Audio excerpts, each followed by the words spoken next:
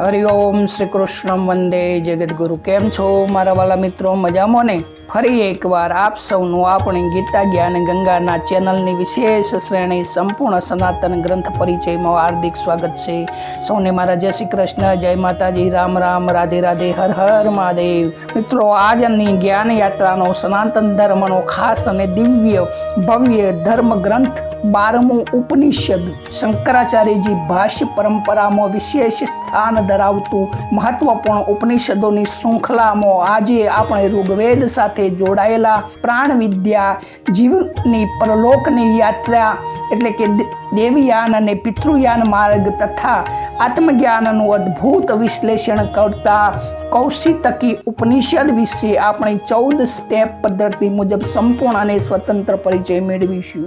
મારા વાલા સનાતન ધર્મ પ્રેમી જિજ્ઞાસુ, જેમ દરેક સનાતની વ્યક્તિ તેના જીવનમાં 68 તીર્થની ઈચ્છા રાખે છે કારણ કે તેનું ખાસ મહત્વ છે અને તે જાણે છે, તેવી જ રીતે દરેક સનાતની ઈચ્છે છે કે મને મારા સનાતન ધર્મના બધા જ શાસ્ત્રોનો મોટા ભાગનું જ્ઞાન હોય. પરંતુ મિત્રો, સમયનો, યોગ્યતાનો, જીવનની ક્ષણભંગુરતાનો, જવાબદારીઓમાંથી સમય જ મળતો નથી. હા, કોઈક ભાગ્યશાળી વિરલો જ આ ઈચ્છા પૂર્ણ કરી શકે છે, સપનો પૂર્ણ કરી શકે છે. તો આપના સપનાને આત્મસાત કરવા આવો સનાતન ધર્મના દરેક ધર્મ ગ્રંથનો વિગતવાર પરિચય એક જ જગ્યાએ દરરોજ એક ગ્રંથનો સ્વતંત્ર ભાગ, મોટા ભાગની સંપૂર્ણ માહિતી 10 થી 20 મિનિટનો ભાગ સનાતન ધર્મ પરિચય શ્રેણીની ગાડી મિત્રો નીકળી ચૂકી છે. 4 વેદો, તેના 4 મહાવાક્યો અને 12 ઉપનિષદો સુધી પહોંચી ગઈ છે. તો ભાગ્યશાળીઓ તેમાં બેસી જાય છે. તો મિત્રો, ચેનલને આજે જ સબસ્ક્રાઈબ કરી લેજો. પછી કહેતા નહીં કે કીધું નહીં. તો આવો આપણે સૌ સાથે મળીને સનાતન ધર્મના ભવ્ય વારસો અને દિવ્ય ખજાનાને આજે 12મી ઉપનિષદ કૌશિતકી ઉપનિષદ વિશે વિગતવાર આપણા 14 પોઈન્ટથી ચર્ચા કરીએ. મિત્રો, તેનું નામ અને વ્યાખ્યા તો કૌશિતકી ઉપનિષદ, કૌશિતકી બ્રાહ્મણ ઉપનિષદ. વ્યાખ્યા: ઋગ્વેદની કૌશિતક શાખાના પ્રવર્તક મહર્ષિ કૌશિતક અથવા કુશિતકના વંશજો સાથે સંબંધિત ધરાવતું હોવાના કારણે આ ઉપનિષદને કૌશિતકી ઉપનિષદ કહેવામાં આવે છે. મિત્રો, આનું મૂળ ઉદ્ગમ સ્થાન અને આનો વેદ સાથે સંબંધ. તો મિત્રો, આ ઉપનિષદ પ્રાચીન વેદ એવા ઋગ્વેદના કૌશિતકી અરણ્ય અથવા સંખાયન અરણ્યના 3 થી 6 અધ્યાયોમાંથી લેવામાં આવેલું છે. જગદગુરુ આદિ શંકરાચાર્ય પોતાના ભાષ્ય બ્રહ્મસૂત્ર ભાષ્યમાં આ ઉપનિષદના અનેક મંત્રોને પ્રમાણમાં ટોક્યા છે. તો મિત્રો, ત્રીજો પોઈન્ટ કદ અને આની રચના. તો આ ઉપનિષદ 4 અધ્યાયમાં વહેંચાયેલું છે. તેનું સ્વરૂપ તો મુખ્યત્વે ગદ્યાત્મક એટલે કે કથાઓ, સંવાદો અને દાર્શનિક પ્રશ્નોત્તરી શૈલીમાં આ ઉપનિષદ રચાયેલું છે. તો મિત્રો, આમાં વિષય વસ્તુ તો આમાં પરલોક ગમન, પ્રાણ ઉપાસના, ઇન્દ્રપ્રતદર્શન સંવાદ અને ગાર્ગ્ય બાલિકી તથા અજાત શત્રુ સંવાદ, આ 4 અધ્યાયોમાં મુખ્ય વિષય આ છે. તો મિત્રો, આની પૃષ્ઠભૂમિ અને દાર્શનિક વિચાર. ચોથો પોઈન્ટ તો આ ઉપનિષદ મનુષ્યના મૃત્યુ પછી જીવાત્મા ક્યાં જાય છે, તે તેના કર્મોનું ફળ કેવી રીતે મળે છે અને અંતે પ્રાણ તથા પ્રજ્ઞા એટલે ચેતના કેવી રીતે એક જ બ્રહ્મ સ્વરૂપ છે તેનું તાત્વિક નિરૂપણ કરવામાં આવ્યું છે. મિત્રો, 5મો પોઈન્ટ શાંતિ મંત્ર.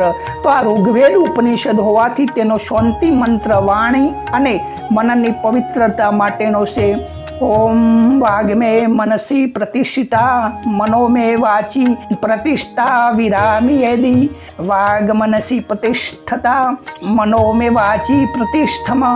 ઓમ શાંતિ શાંતિ શાંતિ. મિત્રો, 6થો પ્રથમ અધ્યાયમાં પરલોક ગમન અને દેવયાન પિતૃમાં યાન માર્ગ વિશે રાજા ચિત્ર ગંગયાની અને ઋષિ આરુણી એટલે કે શ્વેતકેતુના પિતા વચ્ચેનો સંવાદ આ અધ્યાયનો આધાર છે. મૃત્યુ પછી તમામ જીવો પ્રથમ ચંદ્રલોકમાં જાય છે. ચંદ્ર તેમના જ્ઞાનની પરીક્ષા કરે છે. બીજું પિતૃયાન માર્ગ, જે અજ્ઞાની અને કેવળ સકામી વ્યક્તિઓ માટે છે. તે વરસાદ દ્વારા ફરી પૃથ્વી પર અલગ અલગ યોનિમાં જન્મે છે. ત્રીજો દેવયાન માર્ગ, જે સાચો જ્ઞાની છે તે અગ્નિલોક, વાયુલોક, આદિત્ય લોક, વરુણ લોક, ઇન્દ્રલોક અને પ્રજાપતિ લોક પાર કરીને સીધો બ્રહ્મલોક સુધી પહોંચે છે અને ત્યાં જઈ તેનું પુનરાવર્તન એટલે પૂર્વજન્મ થતો નથી. મિત્રો આગળનો પોઈન્ટ આ ઉપનિષદમાં બ્રહ્મલોકનું દિવ્ય વર્ણન આવે છે કે કૌશિતકી ઉપનિષદમાં બ્રહ્મલોકનું અદ્ભુત રૂપક આપ્યું છે. ત્યાં આર નામનું સરોવર છે. એક આર એટલે કે વાસનાઓને નષ્ટ કરનાર. ત્યાં વિરજા નદી છે જેને પાર કરતા જ જીવ પોતાના સારા અને ખરાબ બંને કર્મોથી મુક્ત થઈ જાય છે. ત્યાં બ્રહ્માજીના દિવ્ય સિંહાસન પર પહોંચીને જીવ અનુભવે છે કે હું સ્વયં બ્રહ્મ સ્વરૂપ છું. મિત્રો બીજો અધ્યાય તો પ્રાણ જ બ્રહ્મ છે. તો આ અધ્યાયમાં પ્રાણની સર્વોપરિતા સિદ્ધ કરવામાં આવી છે. ઋષિ કૌશિતક કહે છે કે પ્રાણ જ બ્રહ્મ છે. મન એનો દૂત છે. ચક્ષુ એટલે કે ઓખ રક્ષક છે. કાન તેના દ્વારપાળ છે અને વાણી તેની પરિચારિકા છે. જ્યાં સુધી શરીરમાં પ્રાણ છે ત્યાં સુધી જ જીવન છે, શક્તિ છે અને ચેતના છે. તો મિત્રો ત્રીજા અધ્યાયમાં ઇન્દ્ર અને પ્રતદન સંવાદ છે કે આ અધ્યાય વેદાંતની દ્રષ્ટિએ અત્યંત ગૂઢ અને પ્રખ્યાત છે. રાજા પ્રતદન પોતાના પરાક્રમથી સ્વર્ગમાં ઇન્દ્ર પાસે પહોંચ્યા. ઇન્દ્રે તેમને વરદાન માગવા કહ્યું તો પ્રતદને કહ્યું કે મનુષ્ય માટે જે સૌથી હિતકારી હોય તે મને આપો. જેવી રીતે યમરાજ પાસે નચિકેતા જાય છે અને વરદાન માગવા કહે છે ત્યારે નચિકેતા પણ યમરાજ પાસે આ જ માગે છે કે મારું હિત જેમાં સમાયેલું હોય એ મને આપો. તો મનુષ્ય માટે જે સૌથી હિતકારી હોય તે મને આપો એવું પ્રતિદન કહે છે. ત્યારે ઇન્દ્ર કહે છે કે પ્રાણો વા અસ્મિ પ્રજ્ઞાત્મા ત્વમ મયાયુરમૃત મુપાસમ. હું જ પ્રાણ છું, હું જ પ્રજ્ઞાત્મા એટલે કે ચેતના છું. તું આયુષ્ય અને અમૃત રૂપ એવા મારી ઉપાસના કર. તો અહીં ઇન્દ્ર એટલે કે કોઈ વ્યક્તિગત દેવતાની વાત નથી પરંતુ સર્વવ્યાપી પરબ્રહ્મ પરમાત્માની વાત છે. તો 10મો પોઈન્ટ પ્રાણ અને પ્રજ્ઞાની અભિન્નતા. તો ઇન્દ્રદેવ સમજાવે છે કે પ્રાણ અને પ્રજ્ઞા એટલે કે બુદ્ધિ ચેતના એકબીજા વગર અપૂર્ણ છે. પ્રજ્ઞા વગર પ્રાણ જડ શ્વાસ છે અને પ્રાણ વગર પ્રજ્ઞા શરીરમાં કાર્ય કરી શકતી નથી. તો મિત્રો શરીર રૂપી રથનું આમાં વર્ણન છે.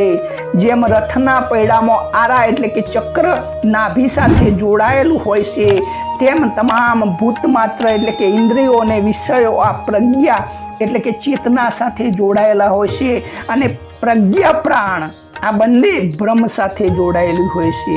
મિત્રો ચોથો અધ્યાયમાં બાલિકી અને અજાત શત્રુ સંવાદ છે. અહંકારી બ્રાહ્મણ વિદ્વાન દપ્ત બાલિકી એટલે કે એમનું બીજું નામ ગાર્ગ છે જે કાશીના જ્ઞાની રાજા જે ક્ષત્રિય રાજા અજાત શત્રુ છે એમના પાસે જાય છે અને કહ્યું કે હું તમને બ્રહ્મ જ્ઞાન શીખવીશ. તો બાલિકીએ સૂર્ય, ચંદ્ર, વીજળી, આકાશ, વાયુ અને દર્પણમાં રહેલા પુરુષોને બ્રહ્મ ગણાવ્યા. પરંતુ મિત્રો ક્ષત્રિય રાજા અજાત શત્રુ બ્રહ્મજ્ઞાની હતા. તેમને દરેક કલ્પનાનું ખંડન કરીને સમજાવ્યું કે આ તો બધું બ્રહ્મની માત્ર ઉપાધિઓ છે, બાહ્ય રૂપ છે.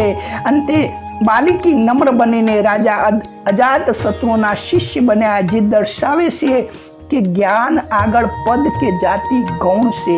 આમ તો મિત્રો શાસ્ત્રોમાં લખ્યું છે કે બ્રાહ્મણ જ્ઞાન આપી શકે, પરંતુ આ કથાથી આપણને એ જાણવા મળે છે કે બ્રાહ્મણ હોય તો પણ જો અજ્ઞાન હોય અને ક્ષત્રિય જ્ઞાની હોય તો ક્ષત્રિયનો શિષ્ય બ્રાહ્મણ બની શકે છે.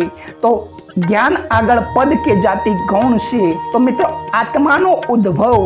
તો રાજા અજાત શત્રુ બાલિકીને એક ઊંઘતા માણસ પાસે લઈ ગયા અને તેને જગાડ્યો.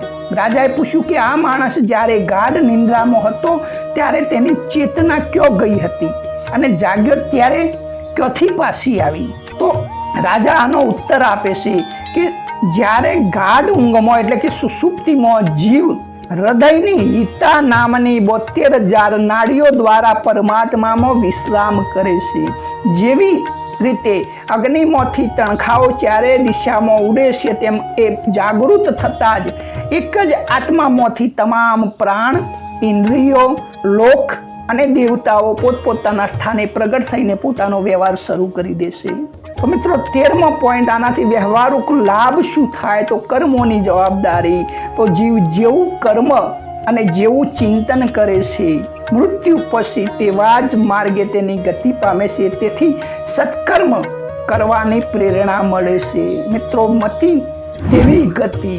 નમ્રતાનો ગુણ શીખવે છે કે ગાર્ગ બાલિકી બ્રાહ્મણ હતો તો પણ જેમ અહંકાર છોડીને ગમે ત્યાંથી સત્ય જ્ઞાન મળે તે ગ્રહણ કરવાની દીક્ષા મળે છે. પ્રાણ અને ચેતનાનું સમતુલન, પ્રાણ અને પ્રજ્ઞાનું સમતુલન. તો શ્વાસ એ પ્રાણ છે અને વિચાર એ પ્રજ્ઞા છે. તો બંને વચ્ચેનો સંબંધ સમજતા મનની એકાગ્રતા અને માનસિક શાંતિ વધે છે.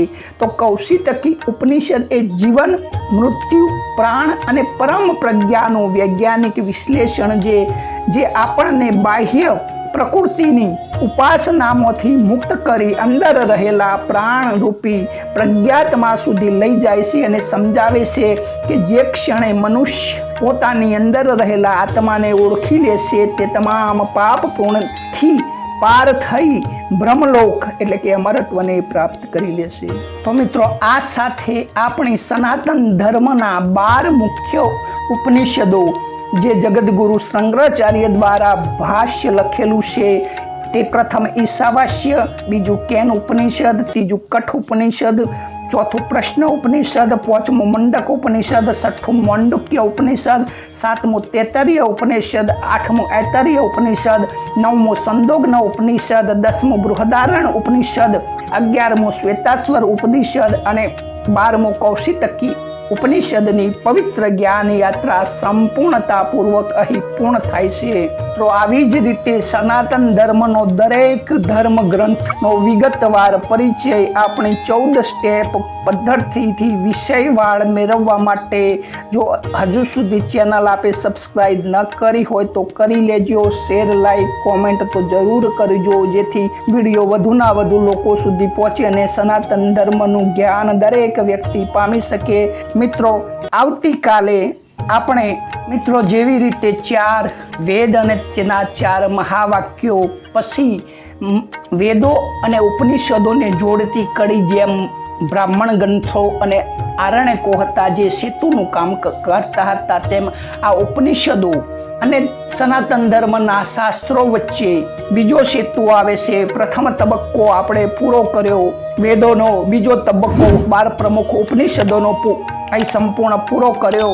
આગામી નવો તબક્કો ત્રીજો શરૂ થાય છે કે આ ઉપનિષદના ગૂઢ જ્ઞાનને સામાન્ય માણસો સમજી શકે તે માટે મહર્ષિ વેદવ્યાસજીએ એક અદ્ભુત કડી તરીકે જે ગ્રંથની રચના કરી અને જેના પરથી આખું વેદાંત દર્શન ચાલે છે એવા બ્રહ્મસૂત્ર, વેદાંત સૂત્રનો પરિચય આપણે આવતીકાલથી મેળવવા જઈ રહ્યા છું. તો મિત્રો, આપણને એવું ઉત્સુકતા થાય કે બ્રહ્મસૂત્ર એટલે વળી શું?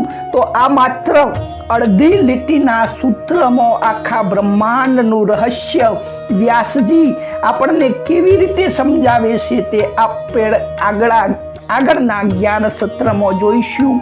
જે ગ્રંથ સનાતન ધર્મના દાર્શનિક ચિંતનના સર્વોચ્ચ શિખર અને ન્યાય પ્રસ્થાન સમાન બ્રહ્મસૂત્ર તરફ મંગલ પ્રયાણ કરીશું. તો વેદાંત દર્શનને એક અતૂટ તાર્કિક માળખામાં પરોવતા આ અદ્ભુત ગ્રંથનો પરિચય આપણે આવતીકાલે મેળવવા જઈ રહ્યા છીએ. આ ગ્રંથનું નામ બ્રહ્મસૂત્ર, વેદાંત સૂત્ર, શારીરિક સૂત્ર કે ભિક્ષુ સૂત્ર પણ છે. જે 108 ઉપનિષદોનું જ્ઞાન જુદા જુદા સમયના ઋષિઓ દ્વારા પ્રગટ થયું. સપાટી પર તે પરસ્પર વિરોધાભાસ જેવું જણાયું. તો બ્રહ્મસૂત્ર એક એવો ગ્રંથ છે જે તમામ ઉપનિષદોના વિચારોને એક તોતણે બોધીને તેમનો સાચો અને એક અર્થ સિદ્ધ કરે છે. તો આ સનાતન ધર્મની પરંપરાની પ્રસ્થાન થઈ એટલે કે ઉપનિષદ, ભગવદ્ ગીતા અને બ્રહ્મસૂત્ર આમાં તાર્કિક અને દાર્શનિક સ્તંભ મનાય છે. તો મિત્રો, વધુ વાર ના લગાડતા આવતીકાલે ફરી મળવાના સંકલ્પ સાથે સૌને મારા જય શ્રી કૃષ્ણ, જય માતાજી, રાધે રાધે, હર હર મહાદેવ, હર.